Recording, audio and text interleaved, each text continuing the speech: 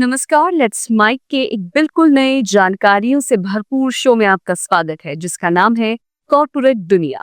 ये सिर्फ एक प्रोग्राम नहीं है, बल्कि एक खिड़की है उस दुनिया की तरफ जहां बिजनेस की चालें, स्टार्टअप्स की उड़ानें, मार्केट की धड़कनें और कंपनियों के भीतर की कहानियां आपको समझाई जाएंगी, आसान, रोचक और भरोसेमंद अंदाज में। आइए सबसे पहले नजर डालते हैं कारोबार की दुनिया की आज की खबरों पर। 2000 रुपए के नोट अभी भी legal tender.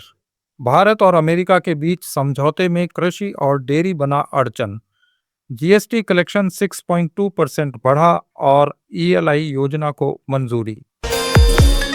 Reserve bank of India ने 2000 रुपए के नोटों को लेकर एक इम्पॉर्टेंट अपडेट जारी किया है। इकोनॉमिक टाइम्स की एक रिपोर्ट के मुताबिक 19 मई 2023 को इन नोटों को प्रचलन से वापस लेने की घोषणा के बावजूद अभी बाजार में 6099 करोड़ रुपए के 2000 रुपए के नोट मौजूद हैं। 2023 में आरबीआई ने जब ये फैसला किया था, उस समय भी बाजार में 3,56,000 करोड़ रुपए के 2000 के नोट मौजूद थे। आरबीआई के मुताबिक 30 जून 2025 तक 98.29% ये नोट वापस आ चुके हैं।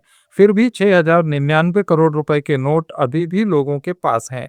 2000 रुपए के नोट 2016 में नोटबंदी के बाद जारी किए गए थे।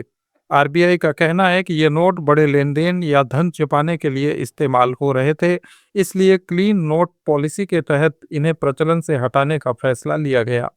आरबीआई ने स्पष्ट किया कि 2000 रुपए के नोट अभी भी लीगल टेंडर बने रहेंगे। इसका मतलब है कि अगर आपके पास ये नोट हैं, तो आप इन्हें बैंक में जमा कर सकते हैं या रिजर्व बैंक ऑफ इंडिया के रीजनल ऑफिसेज में जाकर इन्हें बदल सकते हैं। आप इन नोटों को आरबीआई के 19 इशू ऑफिसेज में जमा भी करा सकते हैं और पोस्ट ऑफिस के माध्यम से भी 2000 के नोट को आरबीआई के किसी भी इशू ऑफिस में भेज सकते हैं। भारत और अमेरिका के बीच व्यापार समझौते में कृषि और डेयरी सेक्टर को लेकर मतभेद के बावजूद उम्मीद है कि बायलैटरल ट्रेड एग्रीमेंट हो जाएगा। अमेरिका भारत पर लगाए गए 26% के टैरिफ को 8 जुलाई तक स्थगित कर चुका है। दोनों देश इससे पहले ही एक इंटरिम ट्रेड एग्रीमेंट करना चाहते हैं। भारत और अमेरिका में बायलैटरल ट्रेड समझौतों को लेकर भी वार्ता चल रही है, जिसका पहला चरण इस साल के अंत तक पूरा होने की संभावना है। भारत कृषि और डेयरी आइटम्स को छोड़कर अमेरिका से आने वाली दूसरी वस्तुओं पर लगने वाले शुल्क में छूट देने को तैयार है। भारत में अमेरिका के डेयरी प्रोडक्ट्स को लेकर ये समस्या भी हो सकती है कि अमेरिका में पशुधन को, खासकर गायों भैंसों को जो चारा खिलाया जाता है वो नॉन वेज होता है। इसलिए इन पशुओं के दूध से बने उत्पादों को भारत के लोग शायद आसानी से नहीं अपना पाएंगे। अमेरिका डेयरी के साथ एग्री प्रोडक्ट्स को भी भारत में बेचना चाहता है।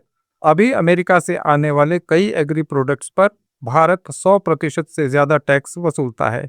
अमेरिका चाहता है कि भारत उनके कृषि उत्पादों के लिए शुल्क को समाप्त कर दे या काफी कम कर दे, लेकिन भारत अपने किसानों के हितों को देखते हुए एग्रीकल्चर सेक्टर को पूरी तरह से खोलने के पक्ष में नहीं है।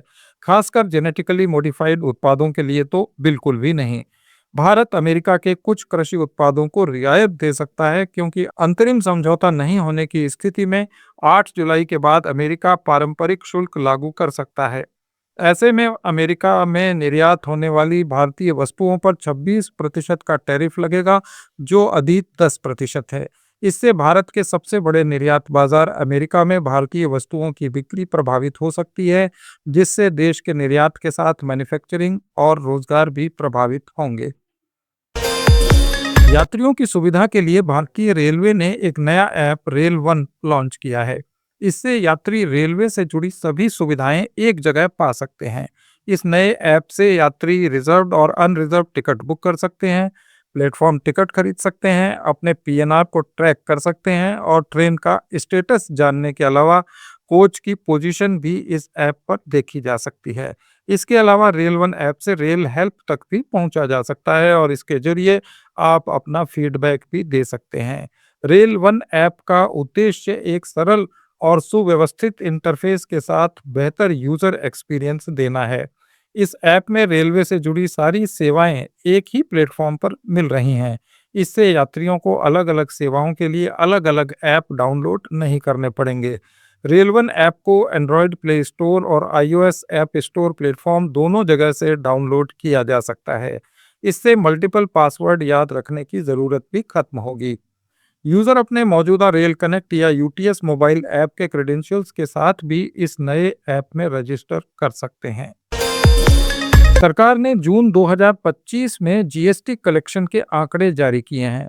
नए आंकड़ों के मुताबिक जून में देश का सकल जीएसटी कलेक्शन साल दर साल आधार पर 6.2% बढ़कर 1,85,000 करोड़ रुपए पहुंच गया है। वित्त मंत्रालय के अनुसार 2024-25 के फाइनेंशियल ईयर में कुल जीएसटी कलेक्शन 22,08,000 करोड़ रुपए रहा, जो अब तक का सबसे ज्यादा है। ये पिछले साल की तुलना में 9.4% अधिक है। वहीं 5 साल पहले 2020-21 में ये 11.37 लाख करोड़ रुपए था। इस तरह जीएसटी कलेक्शन में दुगनी बढ़ोतरी हुई है। केंद्रीय मंत्रिमंडल ने मैन्युफैक्चरिंग क्षेत्र पर विशेष जोर देते हुए सभी क्षेत्रों में एम्प्लॉयमेंट जनरेशन, रोजगार क्षमता और सोशल सिक्योरिटी को बढ़ाने के लिए रोजगार से जुड़ी प्रोत्साहन ईएलआई योजना को अपनी मंजूरी दी है। इस योजना के तहत जहां पहली बार रोजगार करने वाले कर्मचारियों को 1 महीने का वेतन 15,000 रुपए तक मिलेगा, वहीं एम्प्लॉयर को भी अतिरिक्त रोजगार पैदा करने के लिए 2 साल तक के लिए प्रोत्साहन दिया जाएगा। साथ ही मैन्युफैक्चरिंग क्षेत्र को 2 साल के लिए एक्सटेंडेड बेनिफिट भी दिए जाएंगे। ईएलआई योजना की घोषणा बजट में प्रधानमंत्री की 5 योजनाओं के पैकेज के हिस्से के रूप में की गई थी। इसका कुल बजट खर्च 2 लाख करोड़ रुपए है। ईएलआई स्कीम का लक्ष्य 99,446 करोड़ रुपए खर्च करके 2 साल के दौरान देश में 3.5 करोड़ से ज्यादा रोजगार पैदा करना है। इनमें से 1,92,00,000 लोग पहली बार वर्कफोर्स का हिस्सा बनेंगे। इस योजना का लाभ 1 अगस्त 2025 से 31 जुलाई 2027 के बीच रोजगार पाने वालों को मिलेगा। समुद्री उत्पाद निर्यात विकास प्राधिकरण ने चेन्नई में सी फूड एक्सपो में वैल्यू एडेड सी फूड पर नेशनल स्किल ओलंपियाड का आयोजन किया।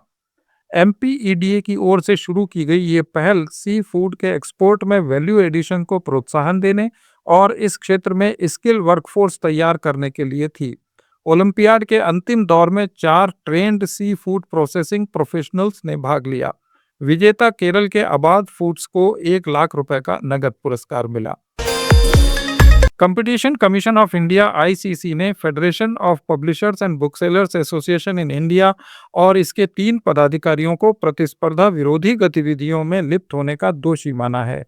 आयोग ने एफपीबीएआई और इसके 3 पदाधिकारियों पर 6,33,000 रुपए का जुर्माना भी लगाया है।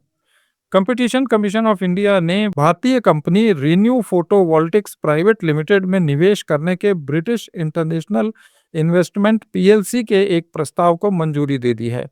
अधिग्रहण करने वाली company British international investment Britain सरकार की एक फाइनेंशियल संस्था है। ये विकासशील देशों में निजी क्षेत्र के उद्यमियों को कैपिटल प्रदान करती है। इसने भारत में सोलर मॉड्यूल और सोलर सेल का निर्माण कर रही रिन्यू फोटोवोल्टिक्स प्राइवेट लिमिटेड की सिक्योरिटीज में इन्वेस्टमेंट का प्रस्ताव किया था। वाहन उद्योग कौशल विकास परिषद ने चालू वित्त वर्ष में 5 लाख युवाओं को स्किल ट्रेनिंग, अपस्किलिंग और अप्रेंटिसशिप के जरिए ट्रेनिंग देने का एक बड़ा लक्ष्य रखा है। ये जानकारी परिषद की एक प्रेस रिलीज में दी गई। एएसडीसी ने पिछले साल देश भर में 2 लाख से ज्यादा अप्रेंटिसशिप पूरे किए और 4.5 लाख से ज्यादा लोगों को ट्रेनिंग देकर उन्हें रोजगार के लायक बनाया था। संगठन ने हाल ही में कई अंतर्राष्ट्रीय एजुकेशनल इंस्टीट्यूशंस के साथ भी समझौते किए हैं ताकि भारतीय युवाओं को विश्व स्तर पर अध्ययन के अवसर मिल सके। केंद्रीय मंत्रिमंडल ने 1 लाख करोड़ रुपए के फंड के साथ रिसर्च, डेवलपमेंट और इनोवेशन योजना को मंजूरी दी है।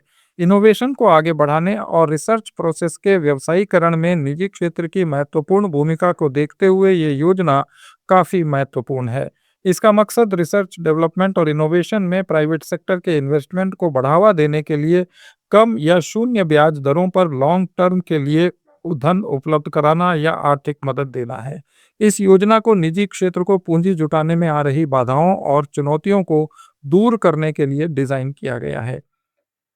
ये इनोवेशन को सुविधाजनक बनाने, टेक्नोलॉजी अपनाने को बढ़ावा देने और कंपटीशन बढ़ाने के लिए है। इस योजना से निजी क्षेत्र को फाइनेंशियल सिक्योरिटी और आत्मनिर्भरता की ओर बढ़ाने के लिए प्रोत्साहित किया जाएगा।